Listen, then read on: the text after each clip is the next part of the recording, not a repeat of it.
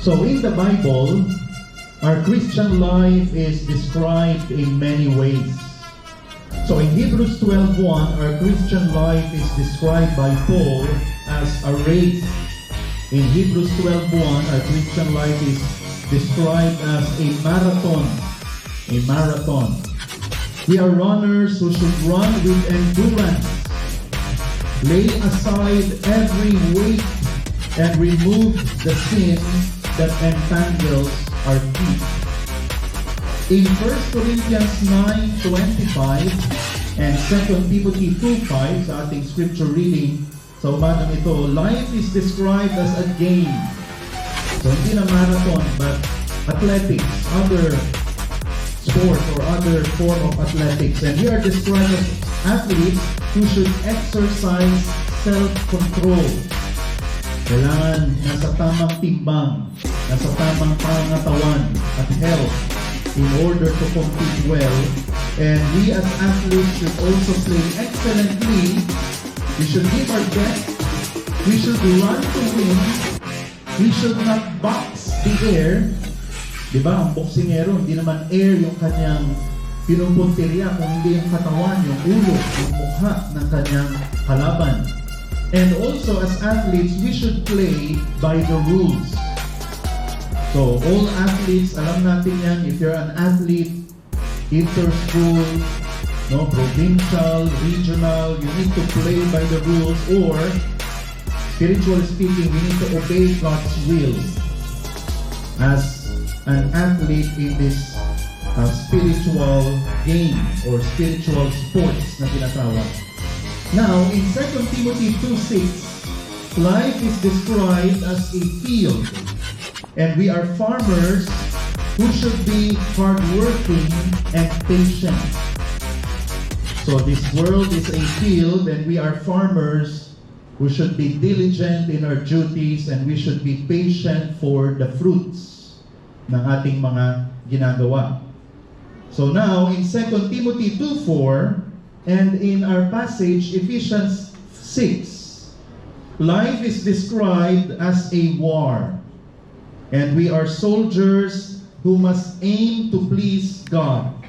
Yun yung makikita natin sa nabasa natin kanina, 2 Timothy 2:4.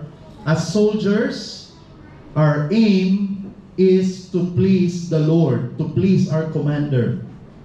And also, of course, sa napag-aralan natin sa Ephesians 6, we need to stand against our enemy, we need to fight our enemy, and we need to put on the full armor of God. So life is described as a war. So our Christian life is a war against Satan and his evil angels, and the only way we can come out victorious against them is to be strong in the might of the Lord and to put on the full armor of God. If we want to be victorious, we want to please the Lord, we need to be strong in the strength of the Lord and put on the full armor of God. So this morning, as we continue our series, A Blessed Church, the Ephesian Church, we will study the fifth and last armor that we need to put on as soldiers of God. This is the last armor. The next time is the only weapon that we need to possess. So everything else, armor, including the shield. And then sa susunod po, in 2 weeks, we will study the only weapon, of course, that we need to have, which is the sword of the Spirit. So this morning, we will study the helmet of salvation. So let's turn our Bibles to Ephesians 6, verse 17. Hindi po siya isang verse, actually isang phrase lang po. Ephesians 6:17. So looking back at the World War II as an introduction, we may stop and think of, hindi pa tayo napaisip na Nazi Germany, they became a powerhouse when they were actually fewer in number compared to the Allied forces. Actually, konti lang ang Nazi Germany led by Adolf Hitler. Napakakarampot nila compared to the Allied forces For example, USA, Canada, British forces, England, UK, lahat yan sama-sama, ang kalaban lang nila ito. Pero ang lakas ng Nazi Germany. Why were they feared by other countries when other countries could defeat them swiftly when they unite and attack them together? Bakit kaya ang hirap talunin? Tumagal pa yung gera, no, ng World War II kahit na konti lang itong Nazi Germany. It's because the Nazi, they were good in one thing. And what is that? Propaganda. Propaganda. They actually had a minister of propaganda named Joseph Goebbels. Okay, yan yung kanilang mga pamphlets, literature, at hindi lang ginagamit nila yung literature na propaganda but also through radio. Nagpapakalat sila ng mga false information, mga fake news to demoralize their enemies. At ang utak dyan, sabi ko nga ay yan, si Joseph Goebbels. Siya ay tinatawag na Minister of Propaganda. He was in charge of what information to spread to their enemies through literature and radio. If you watch the movie Dunkirk, may mga plane na lumilipad over British Army and naguhulog sila ng maraming literature, pamphlets. At ano nakalagay doon? We surround you. Tinatakot nila na you are surrounded when actually hindi naman talaga sila surrounded. So, madedemoralize. So, sila ay susuko and mananalo yung Nazi. Pero, praise the Lord, sa Operation Dynamo or Dunkirk ay they were able to naialis nila yung mga na-corner.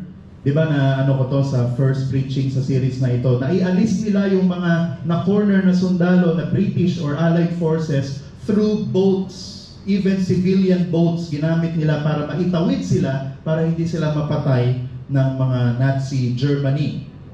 So they would spread pamphlets and broadcast in radio false information to discourage and to cast doubt. Para yung Allied forces, magkaroon sila ng doubt sa kanilang leaders, commanders, generals. Para ma-demoralize, para sumuko, para matalo sila. Ano-anong mga propaganda ang pinapakalat nila? Yan. You are surrounded. We are coming for you. Your leader has already surrendered. So mag-surrender na rin kayo.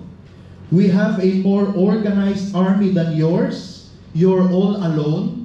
Siyempre, kung nabasa mo yun, siyempre, madedemoralize ka. You're all alone. And sometimes, they will say that a popular soldier or popular official has already died and they should surrender in order not to die also. Grabe ang tactic ng Nazi Germany to demoralize their enemies. One of the Nazis' most powerful weapon against their enemies are discouragement and doubt. They were able to excel and last long in the war because of these two powerful weapons. Now in the spiritual realm, Satan and his evil army also uses these two powerful weapons against us, discouragement and doubt, for us, para saan? To remain in sin. Diyan ka lang sa kasalanan mo. And for us to walk away from God. Satan will discourage you.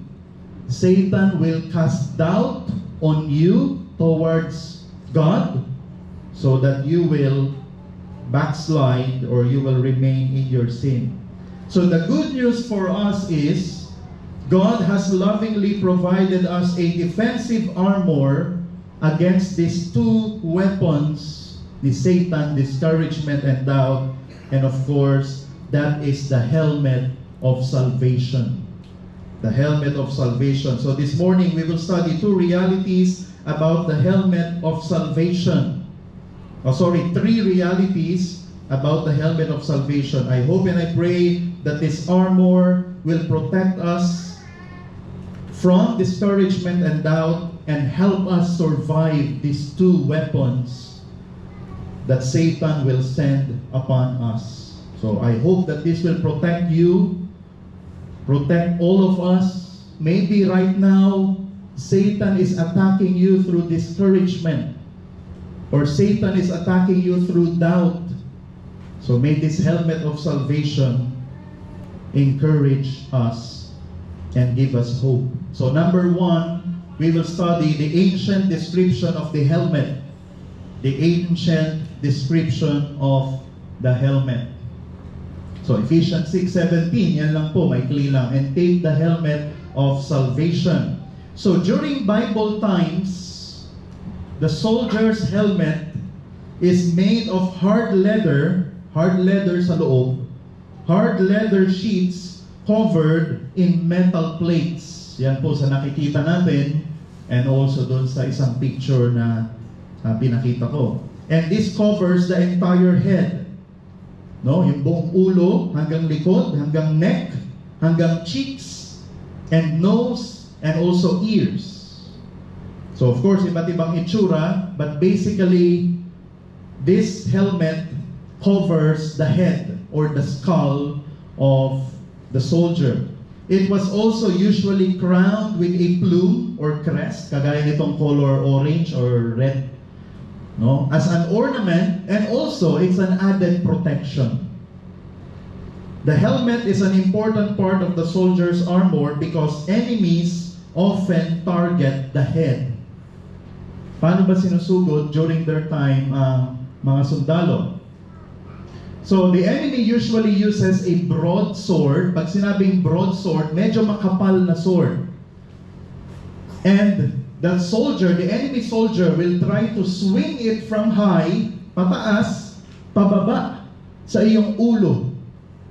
Very graphic po, no? Pero I believe nakanood na tayo ng mga TV show na ganyan, mga movie. So pataas, o galing sa taas, pababa, direkta sa ulo ng sundalo, to try to split the skull or to decapitate the soldier's head. Kaya ito, meron po siya sa likod, sa leeg, para po hindi mapugutan.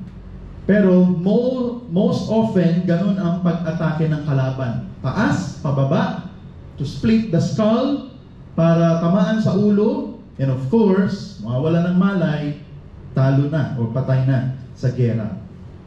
Without a helmet, the soldier is vulnerable to these deadly blows. So last week, napag-aralan natin flaming arrows. The enemy attacks us cunning, subtle, secret, no, unexpected ways, no, but also sometimes ganito, harapan ang atake ng kalaban to to decapitate or to split the skull. So the battle is impossible to be won without this helmet. So this armor is important, and lahat naman, sabi ko nga, lahat ay importante. So let's go to number 2, the armaments of Satan against believers, or the weapons of Satan against believers. So now let us go to the spiritual realm or the spiritual aspect of this. So in the spiritual war, Satan will target our salvation. Let me repeat. Satan will target your salvation. Pero, ang tanong, tatanggalin ba ni Satan yung kaligtasan natin? Or ika-cancel niya ba yung ating kaligtasan? So, this doesn't mean that Satan will try to remove our salvation or cancel our salvation, because salvation cannot be removed or canceled. So Satan will not try to remove your salvation, kasi mga kapatid, ang kaligtasan ay hindi nawawala. Ang kaligtasan ay permanente. Okay, let me show biblical proofs of salvation is permanent. If you are truly saved, then you are saved forever. So John 10:28 to 29, I give them eternal life, and they will never perish, and no one will snatch them out of my hand. My Father who has given them to me is greater than all, and no one is able to snatch them out of the Father's hand. If you're saved, you are in God's hand, and no one or nothing can snatch you out of God's hand. You're saved forever if you are truly and genuinely saved. Okay, and then 1 Peter 1:4-5, to an inheritance, pag sinabing inheritance, yun yung kaligtasan natin, that is imperishable, hindi nababasag ang ating kaligtasan, undefiled, hindi nadudumihan, and unfading, hindi kumukupas ang ating kaligtasan, kept in heaven for you. So talaga kaya hindi mawawala yung kaligtasan kasi mismo ang Diyos ang nagpapanatili sa ating kaligtasan, who by God's power are being guarded through faith for a salvation ready to be revealed in the last time. So, if you are genuinely saved, God will keep you saved until it is your time to die or when Jesus returns. So, salvation cannot be taken away or cannot be canceled. Jude 24, now to him who is able to keep you from stumbling. It is in other translation, to keep you saved, to keep you from falling away. So God is able, and to present you blameless before the presence of His glory with great joy. So God will preserve our salvation until it is time to present us to the Father blameless. And then Philippians 1:6, and I am sure of this, that He who began a good work in you will bring it to completion at the day of Jesus Christ. It is God who began our salvation in eternity past, in election, and He will keep us saved until glorification. God will keep us saved. No? Ang nagsimula, siya din ang tatapos, at siya din ang mag-iingat at magsusustain sa ating kaligtasan. So, mga kapatid, salvation cannot be removed or canceled. So ngayon, anong pwedeng gawin ni Satan? Hindi niya pala matatanggal yung kaligtasan ko, pero anong pwede niyang gawin sa akin? So how does Satan attack our salvation? So the answer is by discouragement and doubt. Yes, you are still saved, but Satan will attack you to drive you to be discouraged. To discourage you in obeying and serving the Lord. Hindi na ako mag-church, I will not worship, I will not give tithes and offering, hindi na ako magpe-pray, hindi na ako mag-a-attend dyan. Goodbye. That's Satan's goal. To discourage you from worshiping, serving, obeying the Lord. And also, anong gagawin ni Satan? He will cause you to doubt your salvation. Satan will cause you to doubt your salvation. Ligtas ba talaga ako? Hindi pa yata ako ligtas talaga. That's what Satan will do against you. Discourage and to cause doubt in your life. So Satan will try to discourage us to worship, obey, and serve the Lord. So kagaya kay Job, like with Job, Satan may give us sickness and cause troubles, tragedies, death, destruction, pain, and misery in our lives for us to be discouraged and abandon God. Let me talk to you personally. Satan will attack you with suffering so that you will be discouraged from serving, worshiping, loving, obeying, following the Lord. He will attack you, he will attack your family, he will attack your marriage so that you will be discouraged. Simply, Satan will send suffering to discourage you. Naintindihan po ba natin? So that's the aim of Satan. Kay Job, for Job to stop sa kanyang pagsunod, sa kanyang faithfulness sa Panginoon. Ganun din. For us to be discouraged and for us to stop what we're doing for the Lord. So ito yung gustong sabihin natin ni Satan.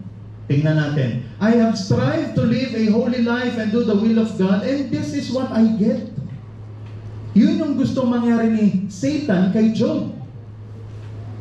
Na ang faithful ko, ang blameless ko, ang masunurin ko, I'm prayerful, I'm interceding for my family. Napag-aralan natin last Wednesday, napag-aralan natin sa ating fasting, everything, the purity and the holiness of Job. And then, Lord, ito yung gagawin mo sa akin? Ito yung gagawin mo sa amin? That's what Satan wants you, what Satan wants Job to think. I have excelled in the ministry. I'm doing a lot in the church. And I'm doing a lot of service for the people, for the Lord's sake. And then I get repaid with problems. Yan ang gustong isipin natin ni Satanas. I'm striving for holiness. I'm striving to do all the spiritual disciplines. And then, this is what I get in return. Problems. Lord, grabe ka naman. I think my efforts for the kingdom of God are a waste. Yan yung gustong isipin natin ng Panginoon ni Satanas. I think it's better for me to just do my own thing and not God's will, because I'm not appreciated and I'm not rewarded appropriately. The Lord seems to ignore and disregard my works and accomplishments for His name. I think I will just stop. Itigil na lang ako, Lord. I have obeyed God's will, and what I got in return was persecution. So, that's the last time I'll do it. I don't seem to get acknowledgement or credit in my deeds for the Lord and the church. Might as well just do something else. The Lord seems to ignore all my sacrifices and efforts for His name. So on and so forth. Yan ang gustong isipin natin ni Satanas.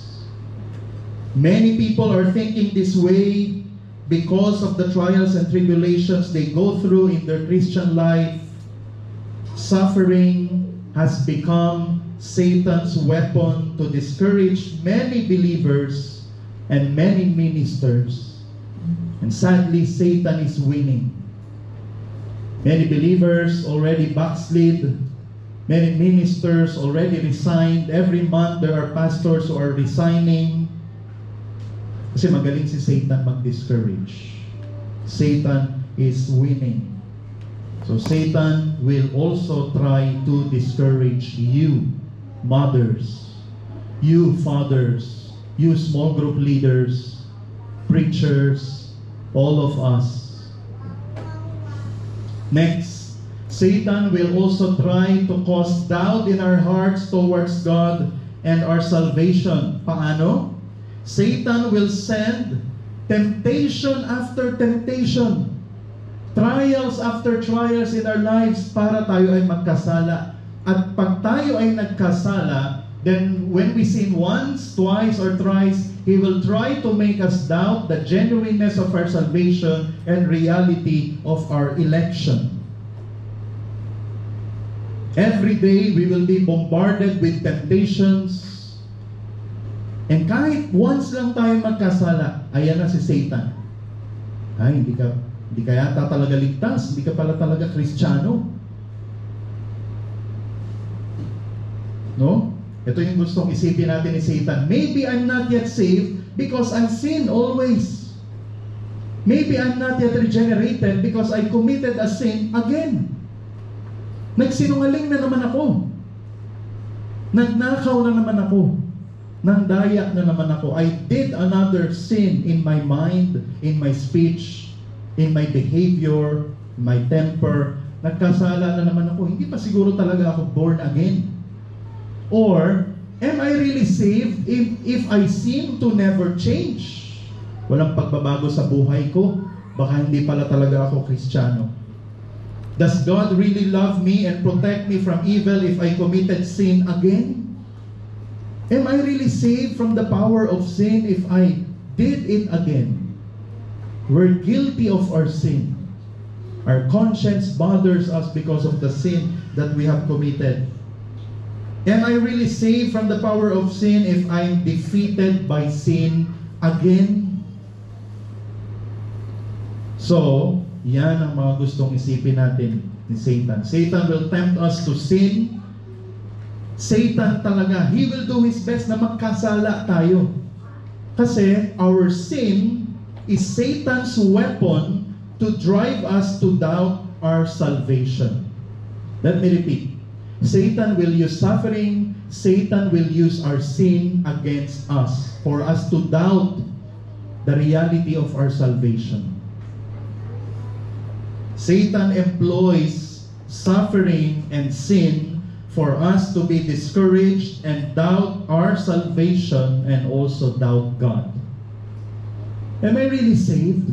Am I really elected, Lord, if I committed this sin again? This is not the first time I committed this sin. This is maybe the 100th time. So, Lord, am I really saved? Baka hindi pa pala ako ligtas. So, Lord, itutuloy-tuloy ko na. Let me give some examples. Si Elijah, in 1 Kings 19, Elijah, after defeating the false prophets of Baal in a fire showdown, was discouraged by Satan. Paano diniscourage si Elijah? By Jezebel's death threats. As a result, even after a grand and glorious win over the false prophets of Baal, yung hindi umapoy, yung mga sacrifices ng mga false prophets, yung kay Elijah lang yung nasunog, even after that wonderful, miraculous win, Elijah ran away and hid from Jezebel. Jezebel, nakikita natin yung story niya, 1 Kings 19. Na-discourage si Elijah kahit na siya ay faithful and effective prophet ng Panginoon. Another example, the disciples in John 21, the disciples were discouraged by Satan. Anong ginamit? Yung kanilang kasalanan. What's their sin? Their denial of Christ. Pinagkanulo nila ang Panginoong Jesus. Ay, hindi ko kilala yan. Sinabi nila, hindi nila kilala ang Panginoong Jesus. So, Satan used their sin, and also Satan used the death of Jesus to discourage them. So, anong ginawa ng mga disciples? They were discouraged and they went back to fishing. They were spreading the gospel, preaching about Jesus, bumalik sa pangingisda. Why? Because they were discouraged. So, mga kapatid, Satan uses evil people and difficult circumstances to discourage us in our walk with the Lord and cast doubt on our salvation and God's power, love, and grace. Tandaan nyo yan. Satan will use wicked and evil people around you to discourage you. Satan will use your sins. Satan will use the suffering that you are going through to discourage you. Huwag ka na maglingkod sa Panginoon. Huwag ka na mag-church kasi. No? Mas maganda pa yung buhay mo nung hindi ka Kristiyano. Nung hindi ka nag-church o sumusunod sa Panginoon. Your life smoother and better. Ngayon na sumusunod ka na sa Panginoon, tsaka mo yan nararanasan. sickness and trials and suffering. But that is Satan's words, not mine. Not God's words also. So principle, Satan aims to defeat believers through discouragement and doubt. This too will surely come in our lives. Satan will discourage you to follow the Lord, to obey the Lord, to do the spiritual disciplines, to go to church, to give your tithes and offerings. Satan will discourage you. I hope you are aware of this. And also Satan will cast a shadow of doubt in your mind towards your salvation. Oh, nagkasala ka kaninang umaga, Sunday pa naman. Hindi ka yata Kristiyano. Satan will do that. Satan will deceive you. So application, be cautious of these two satanic weapons. Whatever happens, don't fall to discouragement and doubt. Mga kapatid, don't fall to Satan's weapons or deadly blows of discouragement and doubt. I hope we are cautious, we are vigilant. Maybe right now you are discouraged. Maybe right now you are doubting God, doubting your salvation. Well, you know, sometimes we doubt our salvation because it's our fault. Diba? Kasi talagang nagpapatuloy tayo sa kasalanan eh. No? So sometimes we doubt our salvation because we are living an unholy life, a wicked and sinful life. Then what you need to do is to repent and confess your sins and live a holy life. But if you are striving for holiness, but then we fail and then we doubt our salvation, then don't fall to Satan's attacks. Now, God gave us the helmet of salvation to overcome these two. What is this helmet of salvation? Let's go to number 3. The armor God has provided for believers. So according to our verse 17, and take the helmet of salvation, God has provided this to withstand Satan's deadly blows of discouragement and doubt.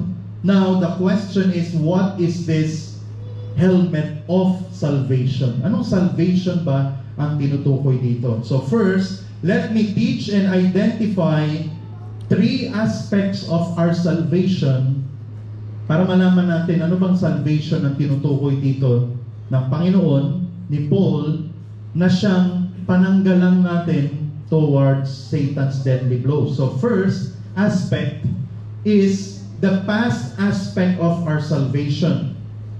So past aspect of our salvation, which was the moment we accepted and trusted Jesus as Lord and Savior, or the moment we surrendered ourselves to the Lordship of Christ and promised to follow Him for the rest of our lives. So the first aspect of salvation is the past.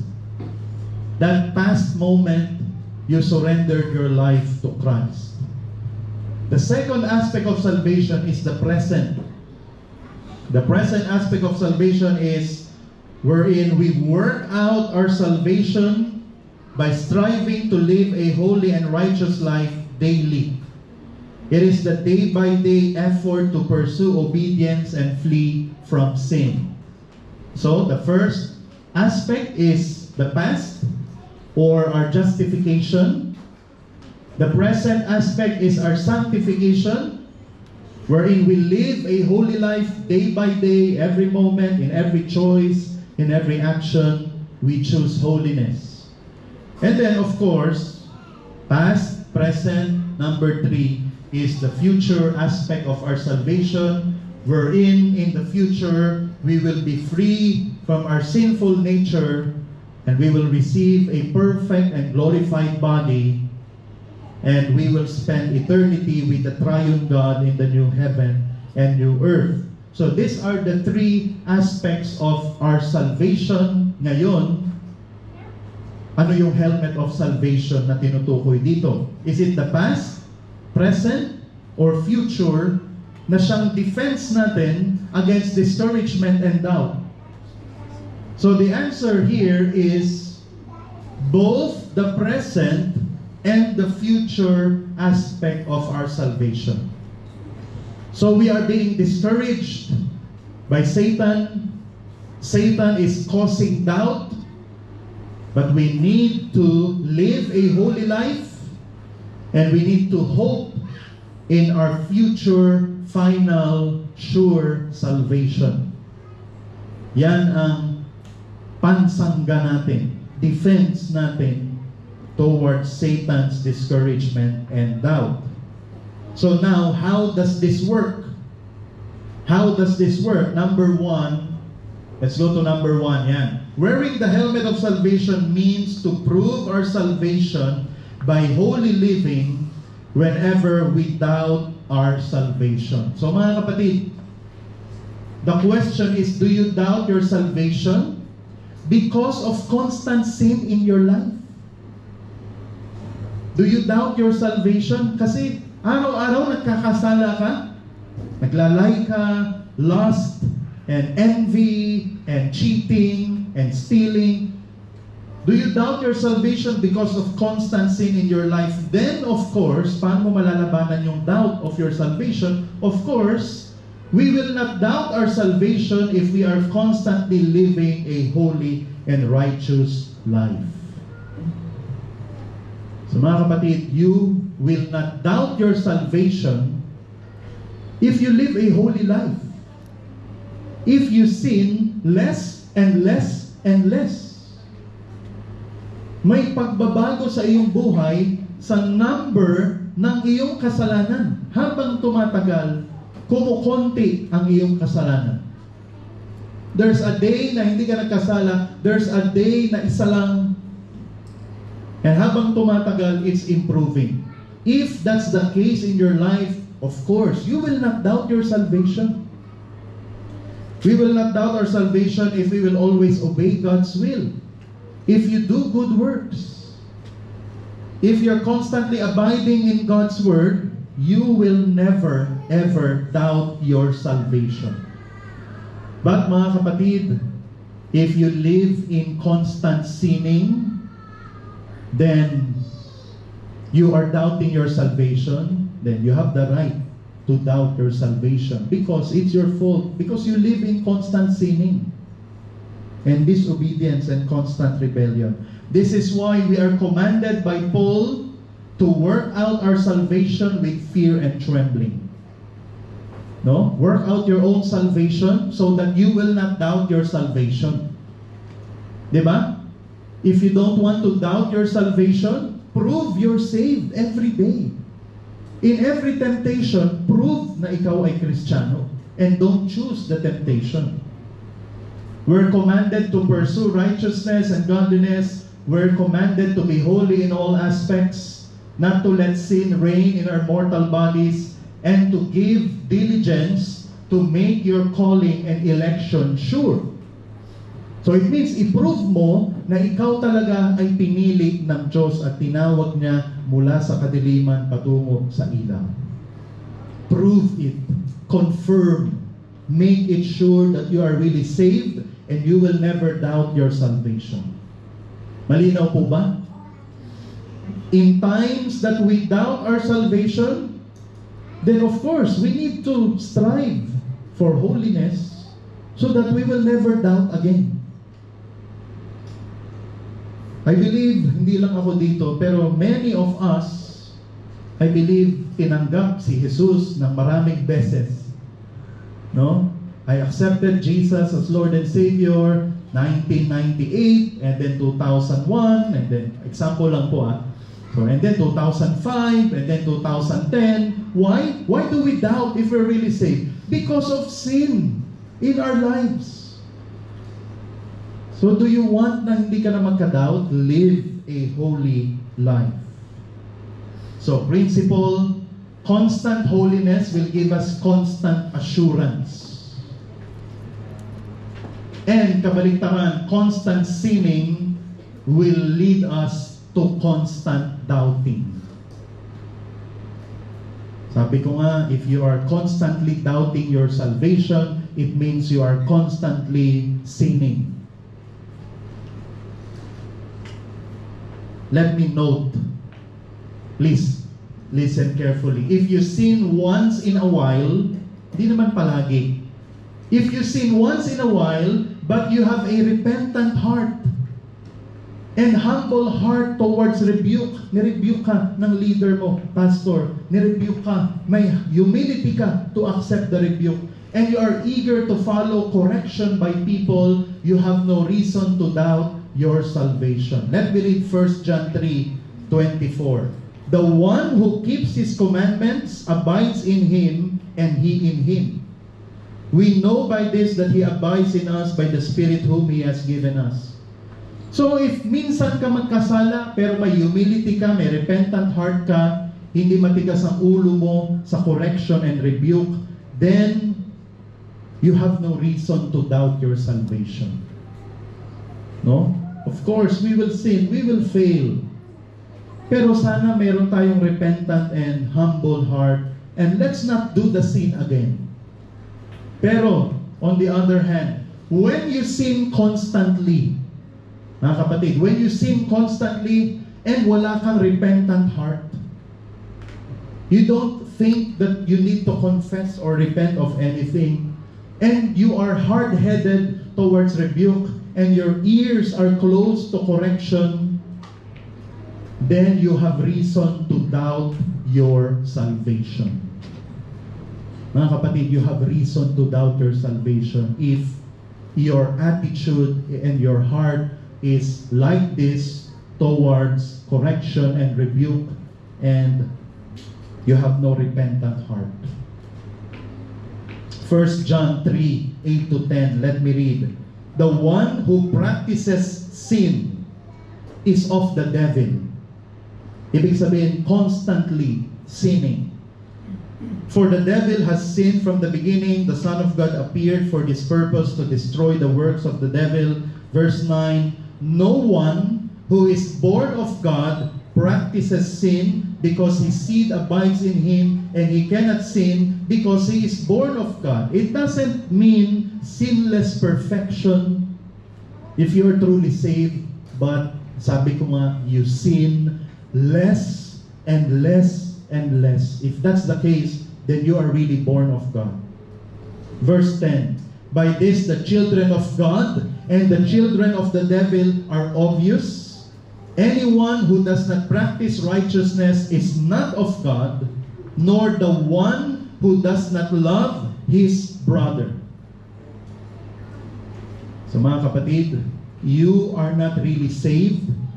You should doubt your salvation if you constantly sin and if you constantly hate a person or persons or peoples. You have a reason to doubt your salvation. So, hatred is not a small thing. Bitterness towards someone is not a small thing. Disobedience, constantly sinning, they are not small things. You're not really saved if you live like this. So application, brethren, let us live a holy life so we won't doubt our salvation. Simple lang, no? You don't want to doubt your salvation. You don't want the enemy to be victorious, na magka-doubt ka sa kaligtasan mo. Live a holy life constantly. Morning to evening, every waking moment, we obey God's will. And then, number 2. Let's go to number 2. Meron pang isang kalaman. Discouragement. So, number 2. Wearing the helmet of salvation means to hope in our future salvation whenever we are discouraged by suffering